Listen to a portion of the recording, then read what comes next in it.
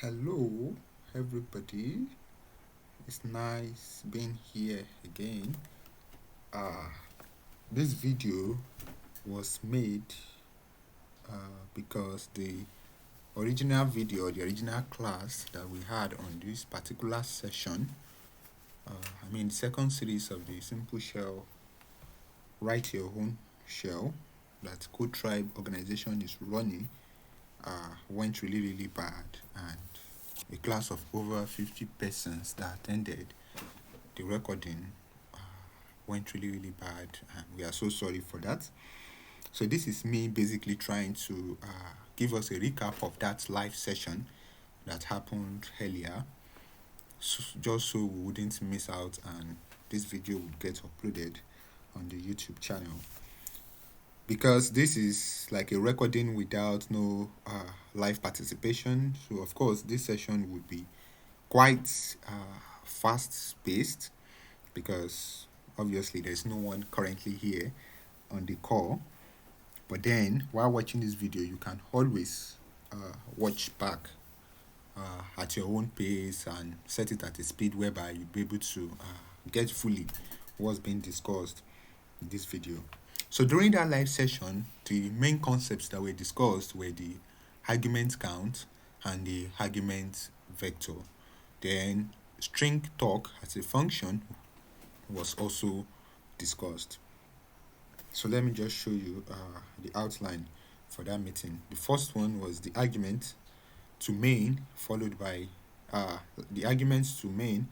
Then we discussed about these two guys called ARGC and ARGV. And as well, we discussed about the STRTOK function. If you haven't subscribed to CodeTrybe's YouTube channel, please, we implore you to do so. If you like our content, you can subscribe to our YouTube channel. So basically, let's get right into it. This session will be very short.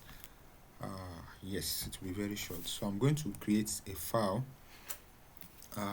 And before I even do so, let me tell us the reason why we this concept is being introduced right here into our Simple Shell program. For instance, many times when we try to work with commands, we would likely see something like ls. Then we wouldn't see ls alone, because ls is an executable file, right? That we said is inside our bin directory. We already discussed that. ls is an executable file inside our binary directory. Let's say you actually typed in this command. Of course, you are going to get something. It's going to give you a certain output to the screen, because this ls actually means something. But you can also see people typing ls and then they are going to pass in some other optional arguments.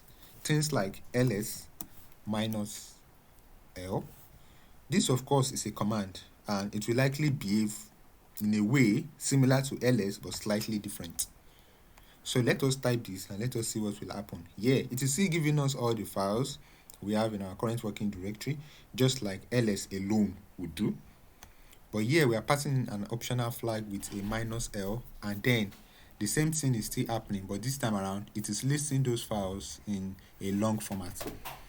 Your shell understands what this particular command means with the flags, meaning that it is possible for your executable file to take in optional arguments. Without this optional argument, the executable is still going to run, and even if we have the optional arguments, then it is going to format whatever outputs, or it's going to give you the result of such a command depending on the arguments you pass to it. Can you only pass in a single argument, or is it only minus l we can possibly pass to this command called ls? No, there are still some other arguments you can likely pass to it.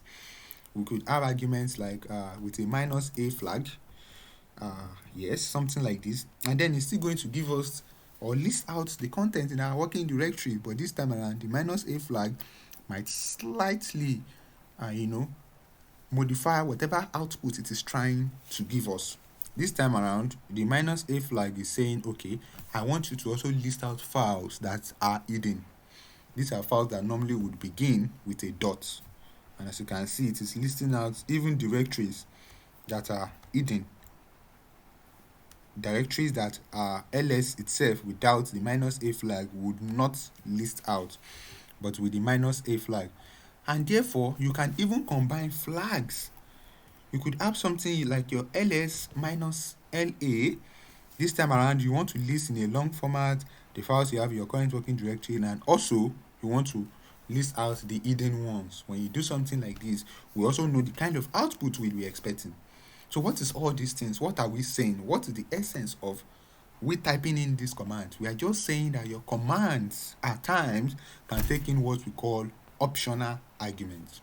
These arguments could also be applicable when we are writing our own shell, and therefore it is important that we understand what arguments are and how they can influence us when we are also writing our own program. Just now, let us write a script. Let me name it greet. Let's make this script just like greet the user. We would ask the user to enter their name, and then this script will just like greet the user when it is being executed. Let's have our bash script in this format,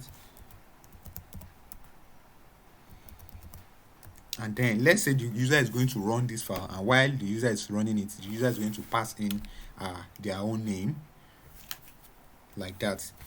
So to print out here, we would use this particular command called echo for our own bash script, and let's say we are expecting the name after the executable file, which is this file that is currently here. After it has been run, then it is expecting the name to be entered next. So we'll have to using our dollar symbol. Okay, please, I want you to print out what the first argument you are passing to it after the executable file name. Then I'm going to save this file, change the mode of the file from here. You can check the right side of my screen. I'm typing something there. I'm changing the mode of this file to make it an executable. Then now I have the permission to run this file, and then I will be passing in the name here. Let's say it's trying to greet our CodeTrybe organization, and here we have it. Okay, what did it say? It says I'm having an error here. Okay, I made a mistake with this line, my shebang. There is a mistake there. My hash should be before my exclamation, but yeah, I did my exclamation before my hash. That is why it is giving me this particular type of error, saying no such file or directory. No, I'm to specify the path or the particular interpreter that is going to interpret whatever we have inside this file, and it is telling me no such file or directory. My hash should come before the exclamation mark. So once again, I want to rerun this file now.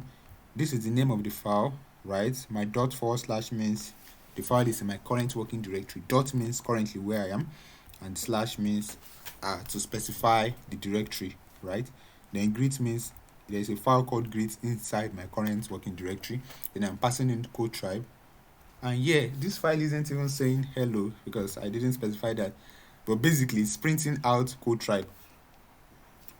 Yeah, how was it able to do that? Because we specified here for it to print out the first argument that is passed to the file. So we can still make little modifications here and say something here, hello, and whatever argument has been passed to this file. Once again, we are doing this, and then it is printing it out to the console.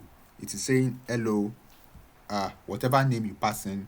It could be anything. Here it says that was hello CodeTrybe. So you can see that arguments too can also be passed to executables, and then there is a way to fetch them. This is possible. You would always use commands with optional arguments that will be passed to them.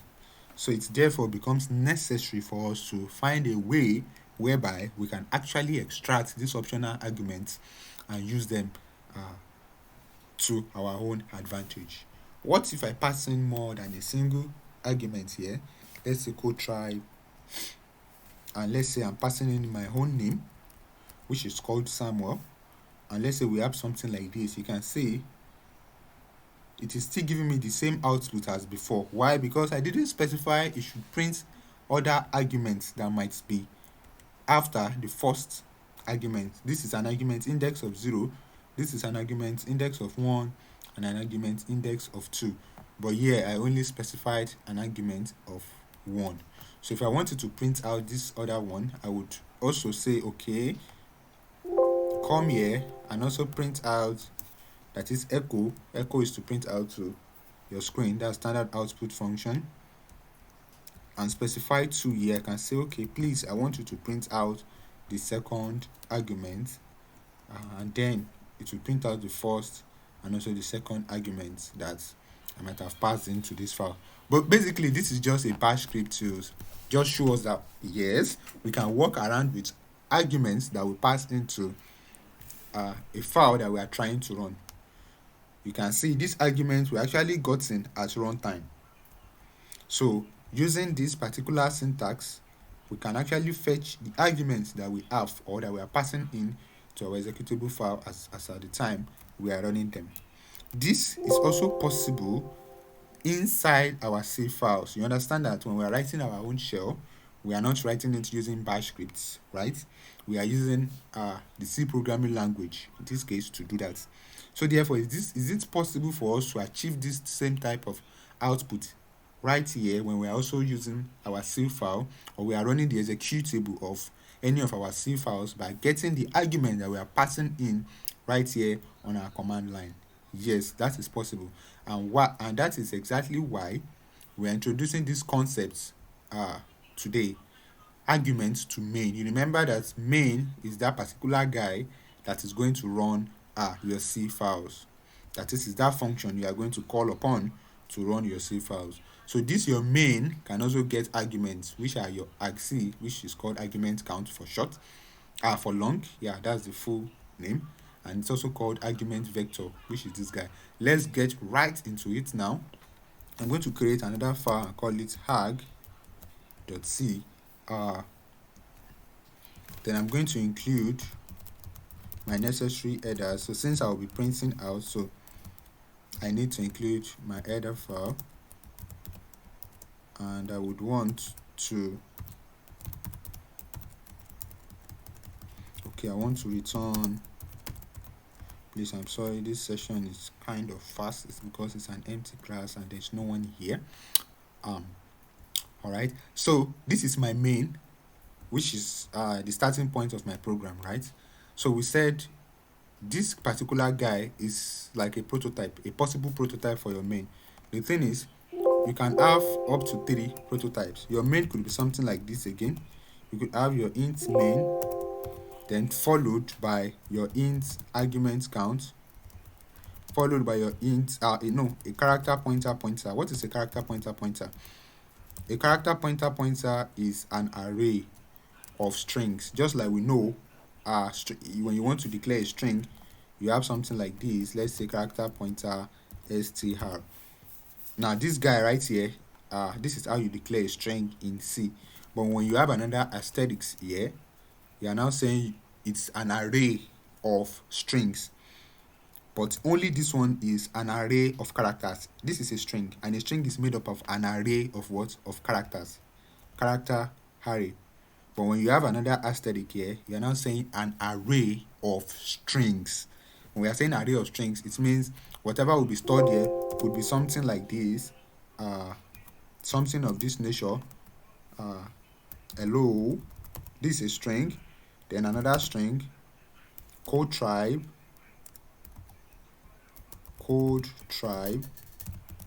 So something like this up till shall I say infinity now? So it could be something like this. It could be something like this, you having this. And you can also declare an array of strings in this format, I believe.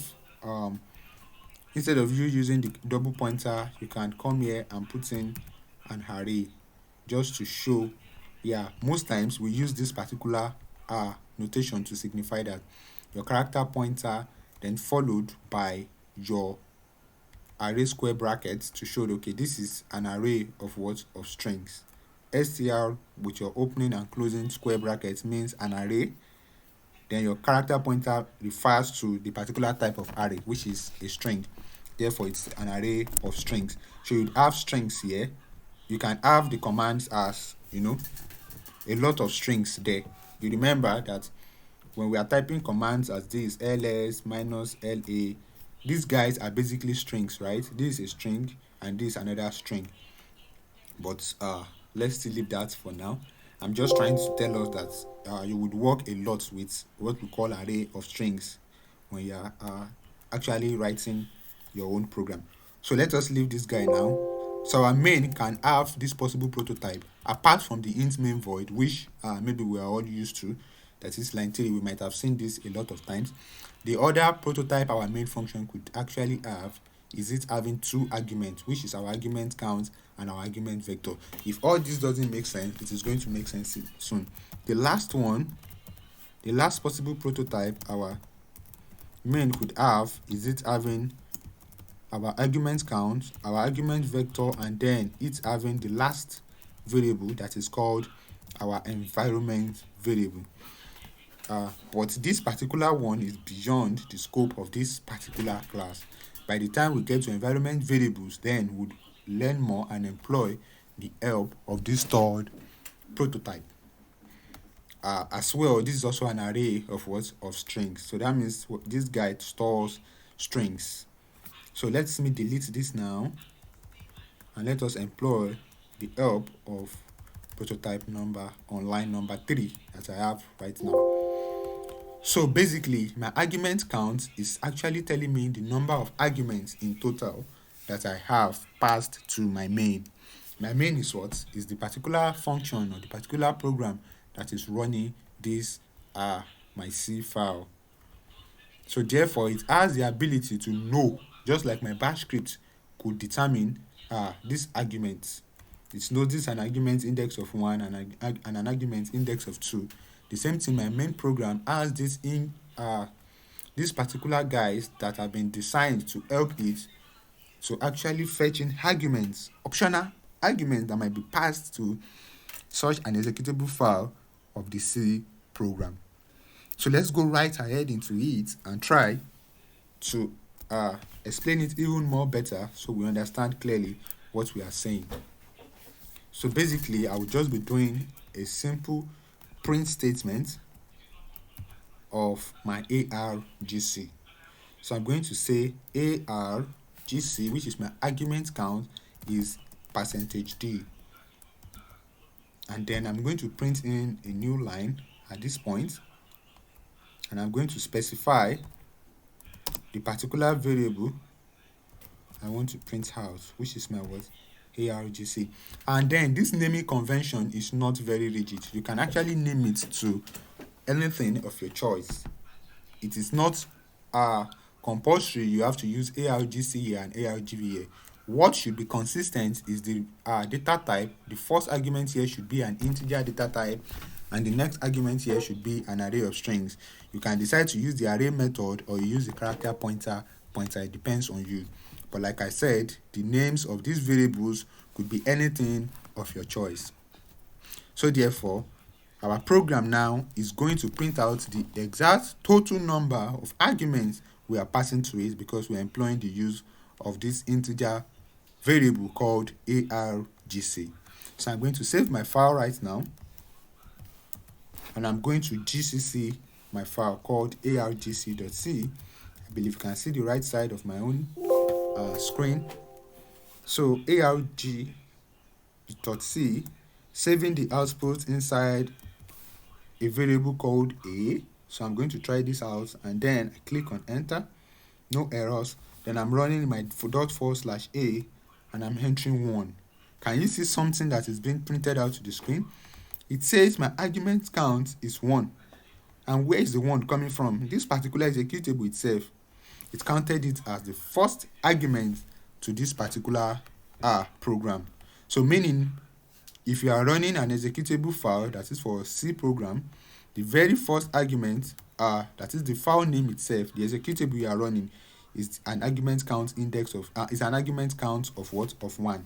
So if you have other arguments, let's say like we did here for our greeting executable file, I'm having CodeTrybe here, and then I'm entering I'm running it again, you can see it has already changed to 2. What if I have Samuel here?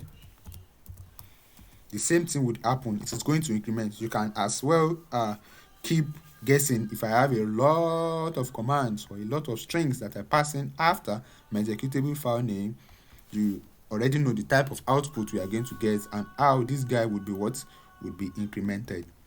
So basically, your ARGC can help you keep track of all the total arguments, including the executable file and other optional arguments you are passing in to the C executable file. Moving on, let us discuss about our ARGV, and this is the particular guy that can help us to actually access the particular strings that we are passing in after our executable file name. Just like we have here in our bash script, our hello printed out the first argument that was passed in after the executable file name. We use the dollar symbol, then we use the 1. Here, our ARGC is the our ARGV is a particular guy that we are going to employ right here to help us to print out the string at this particular index. So this is what I'm going to do now. I'm going to use my printf, and I'm going to say ARGV, that is argument vector index of 1 equals to, I'm going to pass in my %s because I want to print out a string, right? Then I'm going to pass in ARGV index of 1 right there. Then you might be confused, why am I not using ARGV index of 0? The reason is because my ARGV index of 0 is actually the executable file itself, and I do not want to print that out. So meaning that your ARGV index of 0 is this file that you are running, your executable file. ARGV index of 1 is the next possible argument you have after that. Then this is an index of 2, on and on like that, depending on how many arguments you pass into your executable file name. At this point, you might start thinking something. What is that? Let us run the file and we'll get to that. Okay, I should have a new line there, so we would have it on a new line as well, just to make it even more readable. Good. So I'm trying to recompile my file because I just edited it. I have to recompile it, and once again I'm passing in only a single argument. You can see my ARGC is what? 2, and my ARGV is what? Index of 1 is what? CodeTrybe. So this is the first argument and this is the second argument. Your ARGC, your argument count, is going to calculate the total sum of all the arguments. But the last argument you would have is always at an index of 1 less than your ARGC. I come again. The last argument you have for ARGV is always 1 less than the total sum of your ARGC. If our ARGC for this particular way we ran this executable is 2, then the last argument, which is CodeTrybe, will be at an index of 2 minus 1. As you can see here, it's at an index of 2 minus 1. You understand how arrays work in C, where you'd always start counting the elements in that particular array at an index of 0. The same principle applies here. Our ARGV index of 1 is actually what? Our CodeTrybe. And another thing I haven't said is our ARGV is a non-terminated array of strings. Meaning that the very next element after our CodeTrybe is null, but we aren't seeing it now. But if I do try to print that out, it will be printed out to the screen. It is always terminated with null. Always. That is the principle for our argument vector. So let me go right into my code again and try to print out this particular line 7, but this time around I'm going to print out the null string I was talking about. So I'm going to print out an index of 2, right? I'm going to change it here as well and say at an index of 2, and here we have it. I'm trying to compile my file, and then I'm running the executable again, and you can see it says that what it is null. The last argument passed is what CodeTrybe, which is at an index of 1, and at an index of 2 it is what it is null. What if I pass in other arguments apart from CodeTrybe? Let's say I have this guy called Samuel here.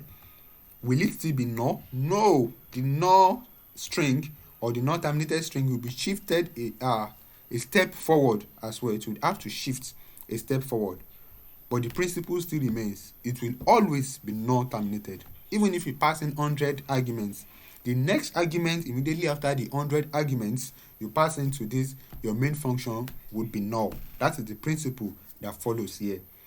So please let us understand that our argument vector is always null terminated, and using this particular idea or having this at the back of our mind can help us to play around and work around with our ARGV.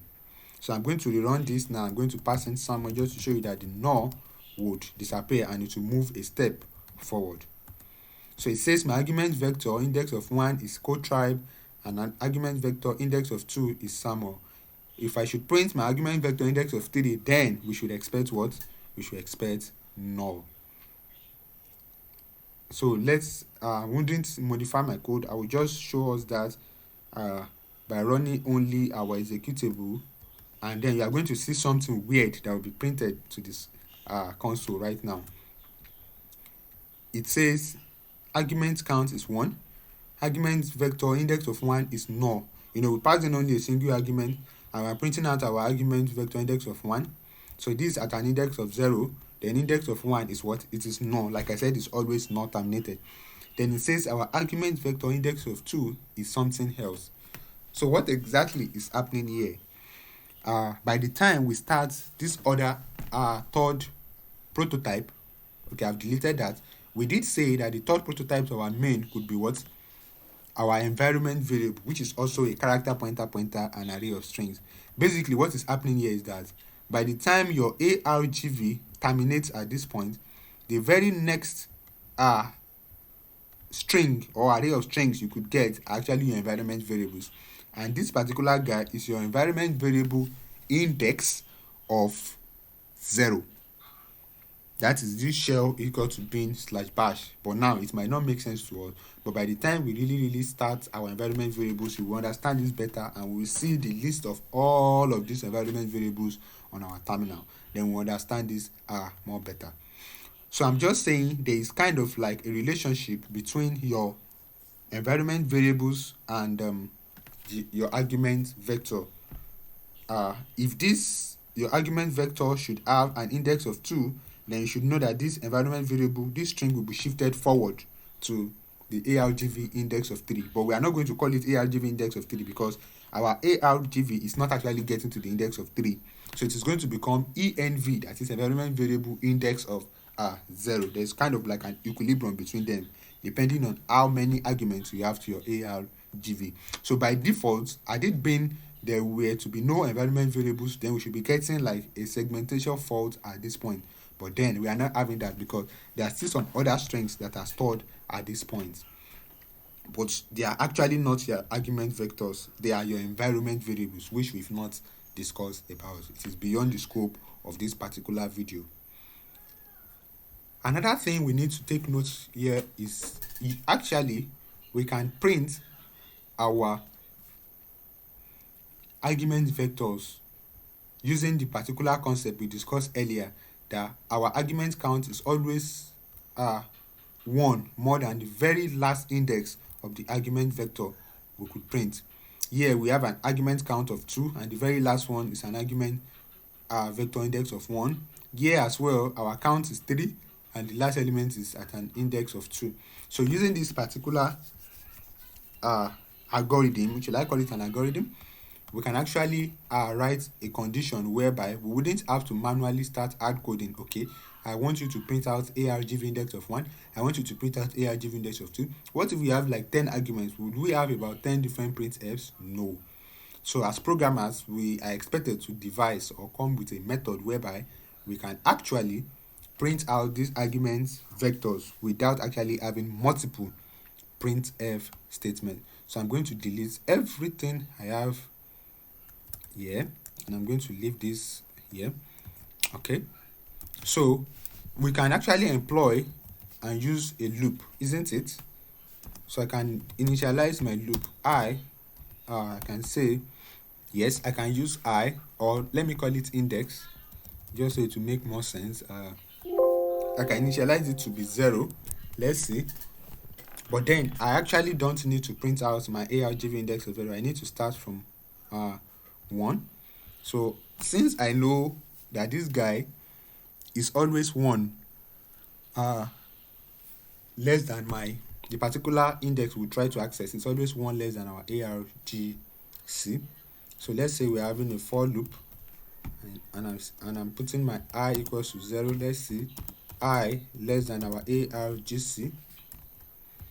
It will always be 1 less than it, so I can put a condition as I less than ARGC.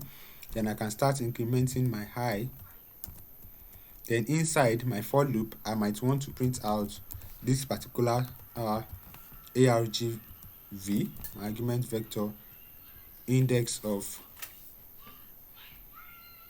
high this time around, but then I'll say percentage D like this equals to, then I want to print it out, the particular string there.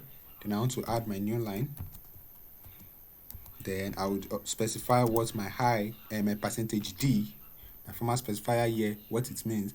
It means I, then my comma, then what is my percentage S? It means the string, right? That is ARGV, index of what? Of I. And I'll specify that as well. What did I just do there? So I believe this should be good to go. Then I would want to actually terminate this and close the curly braces. So we are saying for I equals to 0, so we are starting from 0 to I less than argument count. But then do we need to start from 0? We printing ARGV index of 0 is just going to give us the name of our executable. So let us just print that out so we see that truly this our argument count actually starts from 0. So we are printing our argument count index of 0, and then we are doing this, we are doing this, we are doing this, and we are doing this as well. So let us save this file. I'm going to clear the screen on my right terminal. So I just clear that. I'm going to recompile, and it says that what? I used I instead of, okay, I changed that to index earlier. So I'm going to use index, then I'm going to use index, then I'm going to come in here and say index. I'm going to say index, and I'm going to come here and say index. Okay, so I believe that should work fine. So I just compiled, no errors, and then I printed this out. I didn't pass in any optional arguments here, only the name of the executable. It says my ARGC is what? Is 1, and my ARGV index of 0 is actually what? The executable file name, just like we said. So you're running this now, I'm passing in CodeTrybe. It says our argument count is 2, which is our line 5 that is being executed here. Then inside our for loop, we have our argument vector index of 0 printed and argument vector index of 1. You can see using the particular relationship between ARGC and ARGV, we can write a condition that would print, we can write a loop that is going to help us to print the particular argument we are passing into our main program. The same thing if I should have even an argument with my name here, Samuel, then this should still work. And if I have other arguments here and say Samuel is discussing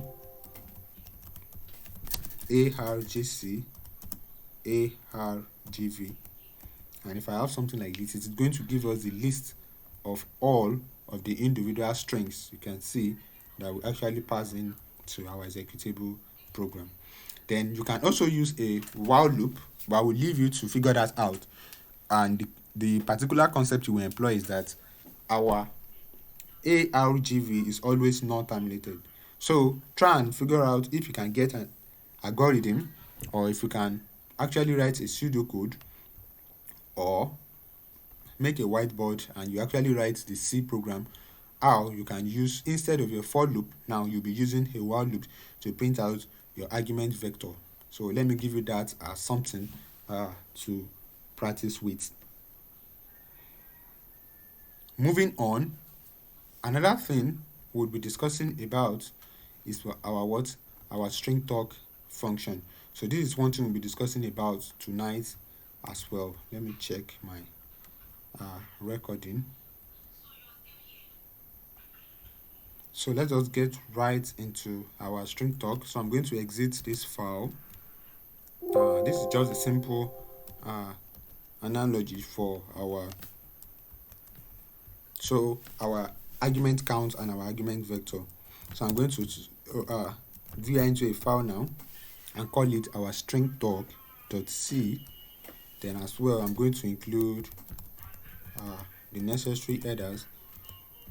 So one thing we normally would do when we are checking out a command is to actually check our manual. So this is me. I want to check the Linux manual for this particular command. So I'm going to say man STRTOK. Then I'm going to check the manual for this particular.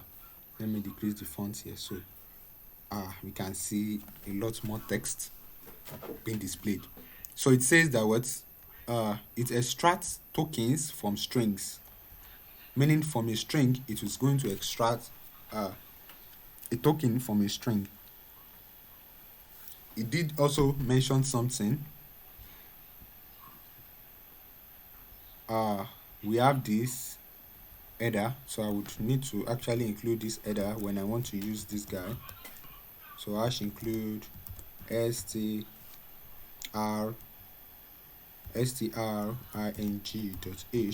So I have to include my string.h. And then we have our STRTOK. It returns a string. This is a character pointer. It is a string. So it takes into argument, which is a character pointer, which is a string, and takes in another const character pointer, which is called delim. So basically, your STRTOK is going to take into argument. We have the string and we have the delimiter. And at this point, you might be asking, why do we need to employ this particular function called STRTOK? This is the point. Let's say you're having commands like ls minus la. You need to actually get these arguments. This your ls is a command on its own. This flag is also another command. So you need to actually get this your particular command called ls. You have to tokenize whatever you are using getLine. If there's a function called getLine, you are using to actually read this from your standard input. So by the time you get this particular string, because this is a string now, you have to tokenize and split it into ls. Then you also split your minus la flag so that you can pass it to the particular function that is going to appropriately execute this command for you. By the time we get there, you understand more better what I am saying. So the concept of delimiters would come in such a way that it is going to split this string, and manually it is going to get ls for you. It is going to store it somewhere. Then it's going to actually have your minus la. You are going to have it stored somewhere as well by you specifying a delimiter. So, but let us explain this concept with a different example, not the ls minus la that we are talking about. So it takes into argument your string and also your delimiter. So what is one interesting thing about this our STRTOK function? It says it breaks a string into a sequence of 0 or more non-empty strings. So it is going to break your string. It says that on the first call to STRTOK, the string to be passed should be specified in str. That is, the string you want to actually tokenize should be the first should be passed there, should be the first argument. And it says in each subsequent call that should pass the same string, str must be null. Meaning that when you want to call STRTOK again on this particular string, you will just need to put in null here. You need not specify okay, let's say the name of the variable is string. You cannot come here and type in your string again, just passing null. That is how this particular function, that is how it works. Then it also says that the caller may specify different strings in delim. meaning your delimiter can possibly change. It is not that it has to be what you pass in initially. You can decide to pass in another delimiter. It depends on you, and it depends on what you want to do. But the main point is when you call this guy first time and you pass in the name of the string, the next time you will be calling your string talk, you should have to do what? You should pass in the name null, which is what we have here. You have to pass in your what? Your null. And it says that string talk returns a pointer to the null terminated string containing the next token. This will make more sense when we actually get to writing the code itself. It says this string does not include the delimiting null byte. So obviously it means your string talk is going to modify your string, and anywhere it sees the particular delimiter you are trying to use to actually tokenize or split your string or separate your strings, it's going to add or insert a null byte at that particular position. So it is that null byte it will use to know where it has stopped the tokenization. So as at the time you'll be calling it again and passing in null as the name of the string, string talk knows where it is going to start from. So string talk can potentially modify your original string, and it might be useless if you still want to use such a string to perform other operations. So in essence, you would need to actually make a duplicate of this string if you so want to use it to do other things. It says it returns a pointer to the next token, or null if there are no more tokens. So a pointer is also a what? A string. A character pointer is a what? Is a string. That is why we will be able to access whatever string it is tokenizing. You can see here it says a character pointer. This is a pointer to the string. So let us start our main program.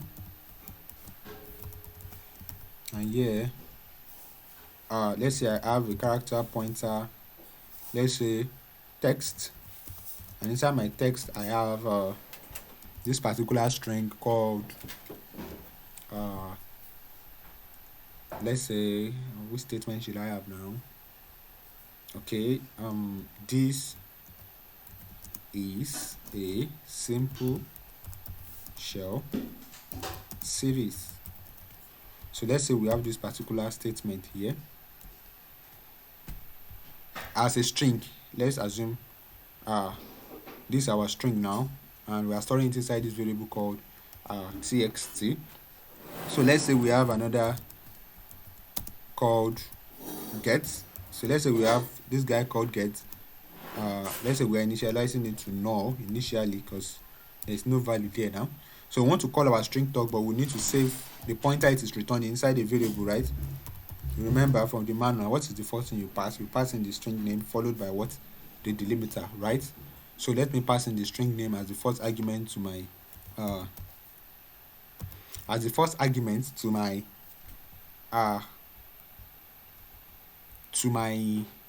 to my string talk, I mean. So this is my text and I'm passing it here. Then I would have my comma and passing my delimiter. So you might decide to pass in your delimiter manually here, or you can decide to declare a variable at the top called a delimiter. It depends on you. So a delimiter basically is what you want to use to split your strings. You are going to tell it anytime you see this delimiter, just split all the strings that are before it and then stop there. By the time you call it again, it will keep breaking your string based on this delimiter. So here now, what is a delimiter we can likely use to split our string? Let me make this. Let us use a delimiter called I. This particular guy. So if we use a delimiter called I, it means when string talk is going or looping through this our string, anytime it sees I, the first I, it is going to return what we have just before it. So it will return something called th. Then it has seen the first delimiter. Then when we call it again, it is going to go and loop through. Anytime it sees I again, it's going to stop. So this second I should be the next delimiter. It should return what? S and a space. But let us try this and let me specify my delimiter as what? As the character hi. So when I do this, I want to print out my what? The value I have in my get. So I'm going to say, obviously it's going to return a string. So I'm just going to print out my %s. And let's say I want to add a new line there. Then I want to print out my get. Then I should have my return 0 here, unless this function is a void one. So let us see. Then I want to gcc my STRTOK. I want to save the output inside a variable called s. So I compiled now, and I'm printing it out. Okay, it says segmentation fault, core dumped. We are getting a segmentation fault error. So what exactly is going on here that is making our code not to work? We declared a variable called text, and we passed in our STRTOK I. Okay, let's see, could it possibly be get pointing to null? Could it possibly be our STRTOK is going to tokenize this our text, which is this guy. So we declare the variable here called get STRTOK our text, then we're passing a delimiter called I. Say we want to delimit this our text with I, so we are storing it inside this variable called get, and we're printing out get right here on the screen using our %s. So let's try and run again and see why this guy is failing. Is there something we aren't doing? Okay. The problem we are having now is because this guy is a string literal. Yes, I think I understand now. This guy is a string literal, right? And your STRTOK, like we said, is going to modify your string. So the problem is that when STRTOK is trying to modify a string literal, then you are going to have issues with your code.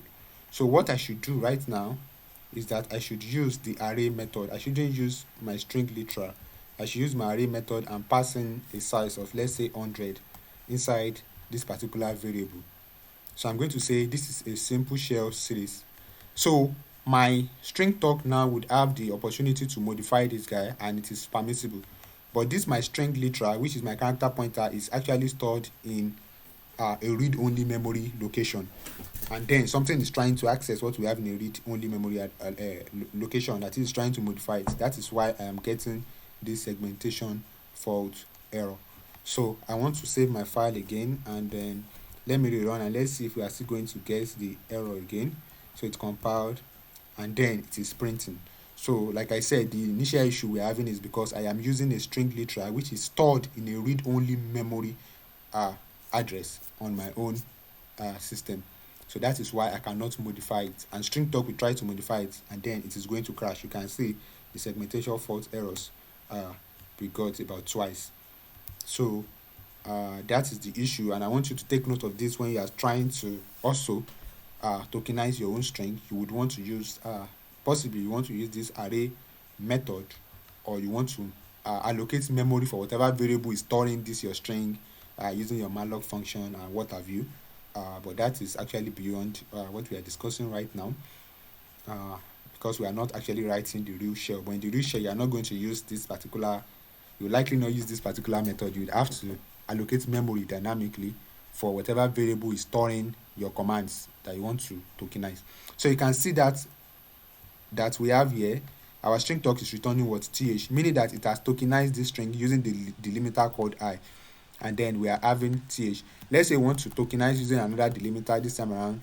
Let us say our delimiter is a space, meaning that whenever it sees a space, it should just give us the first thing that is there. So I'm going to save now. I'm going to rerun my file. I'm going to compile. You can see what it is giving me. It is giving me what? This. So on subsequent calls to STRTOK, so I'm going to call STRTOK, and the manual says we should pass in what? Null, not str again. So I'm going to pass in null, and I'm going to pass in another I'm going to pass in my delimiter. And like we said, your delimiter could be something else, like basically anything else. So as well, it is going to return something here. So I'm going to say let us store it in get, and again let me print it out on the screen, and then so I just printed that out. So we've called it twice, and we pass in a delimiter called space. So let us recompile our code. it says this is. So you can see it is delimiting based on what? On this space. You can change your delimiter and change it to the I that we have initially, and let us say the output we would get. So basically your STRTOK is going to loop through your string and is going to actually find in what you are asking it to break the string, what it is going to use to split your string, the particular character that it is going to use to split your string. You can see it says th and s. Where is it? th, yes, we have our I there. Then the next thing after the I is what? S with a space. This is S with a space actually. Let me put something in front of it here so you would see properly. Yeah, it's actually printing S with a space, but it might not be so noticeable because there is nothing there. So let me just say THISIS. So let me just use something like that. So by the time I tokenize with I, it's going to print S space and S. So let me run this file. You can see that, right? So obviously the space was printed earlier, but because there is actually nothing in front, that is why it might not be so noticeable here. But we have our S, our space, and our S to show you that it is delimiting based on what? On this particular delimiter we pass here called our high. So basically this is just the simple gist about our STRTOK function and what exactly is happening under the hood. Let me show you what is happening here. So outside here I'm going to have my comments here, and I'm going to say since you want to tokenize a string called this is a simple shell series. So we are having something of this nature. So the first time, let's say our delimiter now is no longer I, let's say it is a space, meaning that anywhere it is a space, we should actually break this our string. So this, what your STRTOK is doing is this. The first time you call it, right? The first time you call your STRTOK, by the time you call your STRTOK, string STRTOK, STRTOK, then you pass in your text, that is the name of the variable, then you pass in your delimiter. Whatever it is going to return would be this. It's going to actually loop through and it's going to stop here. So it is going to pass in this, right? So it is going to modify your string in this format. It's going to modify it this format, this. Then where we have a space, this should be this is a simple shell series. So where we actually have a space, getLine is going to remove that. It's going to remove the space there and it's going to add in a null byte, which is our /0. That is what it is going to do. Okay, what just happened? So your getLine is going to add a null byte. We saw that from the manual. That's what it is there. It's going to put a null byte. So by the next time you call your STRTOK function, this time around you just need to pass in your null, right?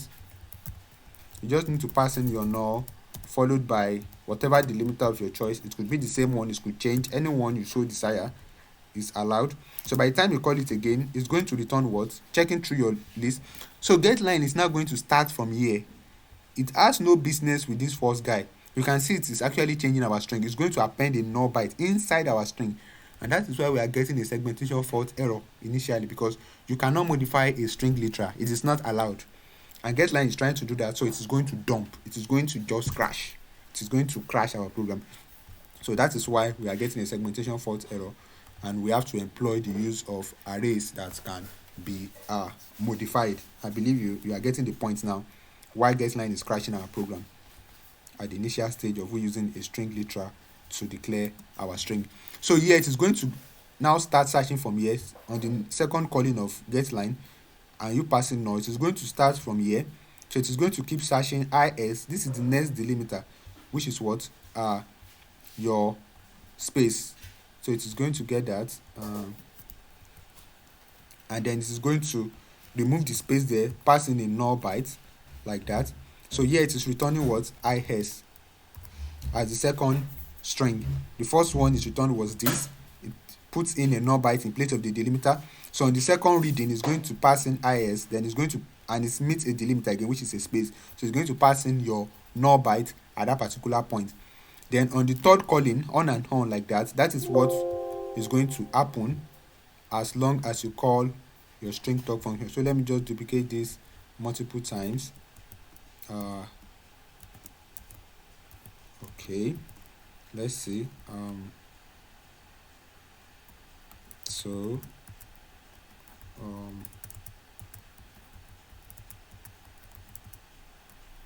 all right, so this is the third time. The first one was this, the second one is, then this is a, then another delimiter. So it is going to, here it is going to pass in what, a, and it is going to add a delimiter, append it at this point. So it already knows where it is stopping. It's going to return a pointer to this particular location, right? It's going to return a pointer to the location because it has returned this, so it has to append here. So when you call it next, it is starting from here. Since it is returning a, so it is going to stop here. It's going to stop here. It's going to return a pointer to a, so you'll be able to print a, and with a null byte, you'll not be able to access values after this particular location. So the next calling of string talk, it is going to come here. It is okay. Yeah, I should have a null byte here. /0. So it is going to return what? Simple, because it is starting from here. Your string has been modified, so it is going to return simple. I hope this is really making sense. So on returning simple, it is going to remove your delimiter there, pass in a null byte like that. So obviously we already have a null byte here already because we are working with our string. Okay, what did I just do there? So already have a null byte here. No, that should be a /o. Then we already have a null byte after simple. So the next time you are calling string talk with your you are passing in your, you are still calling it with null, then this same delimiter. So it is going to return what? Shell. So shell will be returned here. Shell will be returned here, and then it's going to come to this point where we have our shell and delimiter and passing a null byte here, just to ensure, and it would know where, at which point it has stopped. So we have a null byte here. So it already passed in shell, right? So on passing shell, it is going to do what? Add a null byte. So this is the null byte here as well. Then on calling it again, the next thing this is going to return is the last token, which is called series. So it is going to return the last token called series. Here it is going to pass in a null byte as well, and there are no more tokens to actually get. If you decide to call string talk again, now it has already printed all the tokens, no more tokens. So if you call string talk again, at this point, pass in null and still pass in whatever delimiter you want to pass in, it's just going to return null for you to show you, okay, the tokens are already finished. There's no more token to actually tokenize, or there's no more string to tokenize. You can see, right? So it is going to pass this to you, null. So since you already know it is always null, the last token it will return is always null, which at that point there are no more tokens. So you can use this condition to actually write a while loop and say, as long as this guy is true, that is, it is not returning null, it should keep giving you and keep tokenizing your string. So you can use that while loop to actually print out these values instead of we manually printing them out like one by one on the screen. But before we go ahead and do this, I believe this analogy is this is not a live call now, so I would have loved this if people asked their questions, because I don't know if this actually makes sense to anyone watching this call. Let me see if my recording is still intact. Okay, 58 minutes into the session. So right about now, we are going to, so sorry for that, we are going to print out our original string. We said it's going to actually it is so let me print something like this. It is actually modifying our string just to be sure that is actually correct. So I will say, before tokenizing my string is, then %s, that is before I tokenize, this is my string. Now here I'm going to say print f after after tokenizing, how many times did we call it? 1, 2. So I'm going to say after tokenizing twice,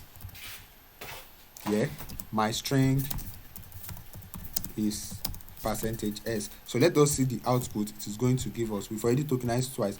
Let us see the type of modification it has done to this our string. So I'm going to print out what's the name? Text. That's the name of my string. And I'm going to print out text. Yes, so that is it. I'm going to save now, and then I'm going to rerun this particular command. It says before tokenizing, my string is, then this is the full string. That is before we even try to tokenize our string. Then we tokenize for the first time using the delimiter called space. Then it appended a null byte here. It returned this first string to us, which is this guy. It returned the memory address so we can access it. Then we tokenize again. This time around it's returning this and it's appending the null byte at this point, which is. Then it says after tokenizing twice, my string is what? Is this. So what is going on here? You can see what is happening here. It says my string is what? Is this. It is only printing out this. What happened? The string has been modified because the first time we called STRTOK, what happened? It appended a null byte here. For the basic fact that there is a null byte here, you know your %s, it will start printing until it meets a null byte.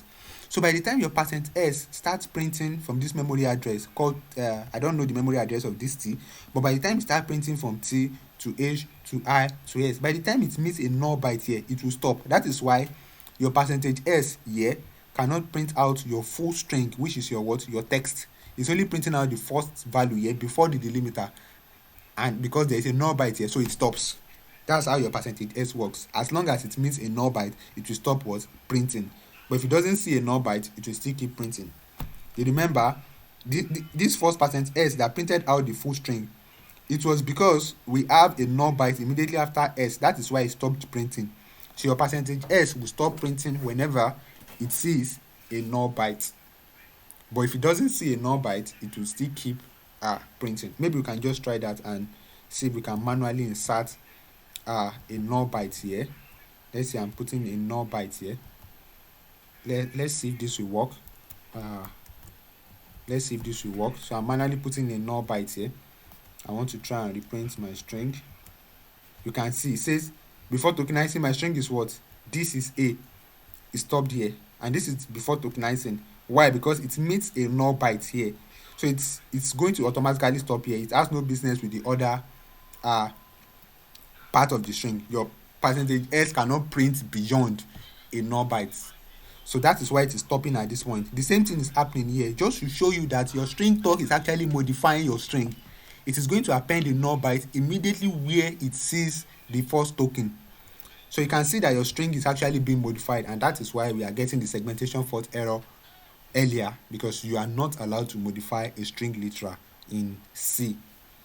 I believe this now makes even more sense as to how your STRTOK is working and how it is modifying your string. So please, whenever you are trying to write your own simple shell program, you would always want to make a duplicate of this your commands, because we assume these commands are commands like ls, -l, a, what have you, that you want to like tokenize.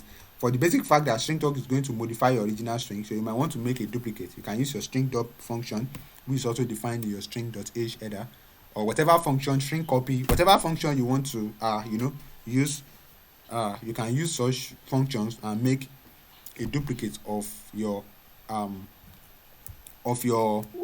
string before you actually start tokenizing. You can even tokenize the duplicate, not even the original. It depends on you. It depends on what you want to do. It depends on what you want. So that is exactly what is happening here. Why our string now is no longer printing out the full string. It is only printing out this because we already have a delimiting null byte. Yes, we already have a null byte that has been appended when we first called it here. Our STRTOK has put in a null byte immediately where it sees the first delimiter called space. It's appended a null byte at this particular index. So I'm going to remove what I have here. We don't need this null byte here. Yeah, we don't need that. So like I said, we want to use a while loop to do what? To print out the full tokens until we get null. Okay, let me do something. Here it is giving us only this because there's a null byte here. Let's say we want to print out so now I want to print out my text. So let me do my pointers arithmetic. You remember, if I do +1, it's going to jump to the next memory address, right? If I have my text +1, instead of it starting from T, it's going to start printing from H. Let me just show you that.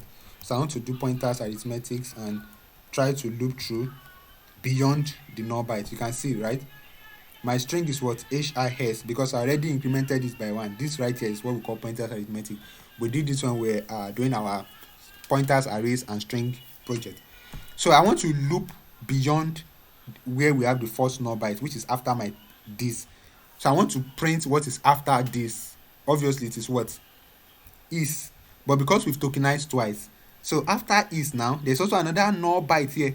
So if I should print beyond is, it's going to give me only is without the other parts of my string, because my string talk, we've called it twice. So we have a null byte here in between this and is. We also have another null byte here in between is and a.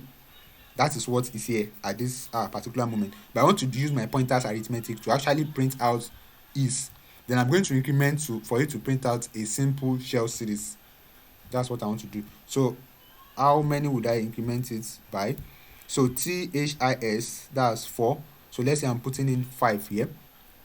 So let's see. I wouldn't know what it's going to bring out, but then let us see. You can see that, right? It says THIS, which is what? Is. So I already incremented it to print beyond. So it is not printing now my what do we call it? It already skipped THIS with the null byte. That's about 5 characters. So I already pointed it that, okay, please, my %s, don't start printing from don't start printing from THIS. Don't start from the first one here. I incremented it by 5. So it's going to skip 1, 2, 3, 4, 5, which is the null byte. So it is starting from beyond the null byte and it's printing forward. But because we have another null byte here, that is why. That is exactly why it is giving us only IS. So let me remove the second string tag that we have. So it will give us the full string. Obviously, if I remove the second string tag, it means I do not have the delimiter appended after my is. So I only have my string tag once, which is immediately after THIS. So that I'm going to do now, so we see the full string. I don't want to start printing beyond it, so I won't confuse someone who is just watching this video. I want to make it beginner friendly. Okay, let me clear my screen just so we see more properly. You can see it says, before tokenizing, my string is this is a simple shell series, right? Which is the full string. Then it's printed this, which is the first token, because we call string talk, then we saved it inside whatever it is returning inside get, then we printed out get, which happens to be what? This. So after this, we already have a null byte here, right? So it says after tokenizing twice, my string is, then I already use my pointers arithmetics to go beyond the first value. So I'm already printing from beyond where the null byte has been appended.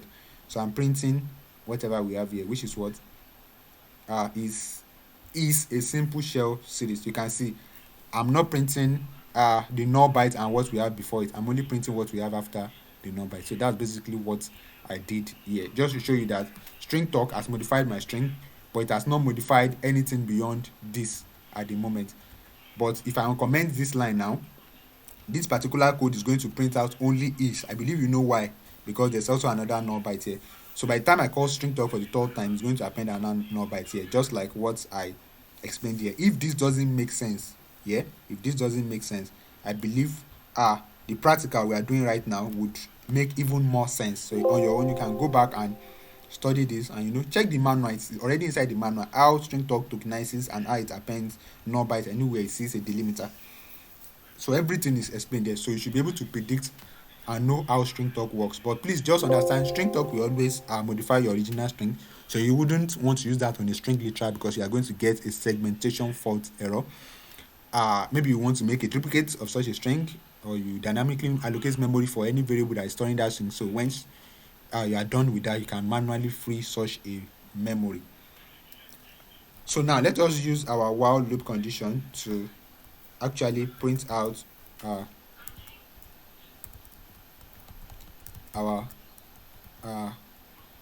so let's see we called string talk here, we saved it inside a variable called get. So I can come here and have my while condition. I can say while get, because get is what is storing the variable. So as long as get is not null, that's basically what I'm saying here. Right, as long as it is not null, so I would want to come here and print it out. So I do not need my line 20 again, because I already have this inside my while loop. So as long as get is not null, okay, as long as get is not null, that's what this condition 14 is saying. It's saying while get, then print out the token, then I'm calling string talk again, but as usual I'm passing in my null. So it's going to keep printing. This loop will continue going in circles until string talk gets to the end of the text, this variable called text. By the time it gets to the end, then it is going to stop how do we call it? It's going to stop tokenizing and it's going to return null. And as soon as it returns null, this condition will be false, then this will be printed, then my return 0 would execute as well, and that's the end of my main program. So let me quickly save, and then I want to run the file again. And you can see it says before tokenizing, my string is this is a simple shell series. So it returns all the tokens one by one. This is a simple shell series. Then the next token it will return is null. That is why this condition is false, right? And it says after tokenizing twice, my shell is okay. It's returning is because of my pointers arithmetics. I said it should print from after the first non byte has been appended, so it's printing only this guy. This line is actually should I say we don't need the line at this moment. We do not need this line. Okay, so basically our point of concern now is we actually printing out each of the individual tokens we have in our variable called text. So this pretty much explains the concept of string talk, how it works, how it tokenizes your string, how it modifies your string, and then very soon we'll see how we can actually implement this when we are actually writing our own shell. Because this is a recorded class, so I have to apologize for my being fast. You should actually watch this at your own pace, and I think I would call this session a wrap at this point. See you in the next class.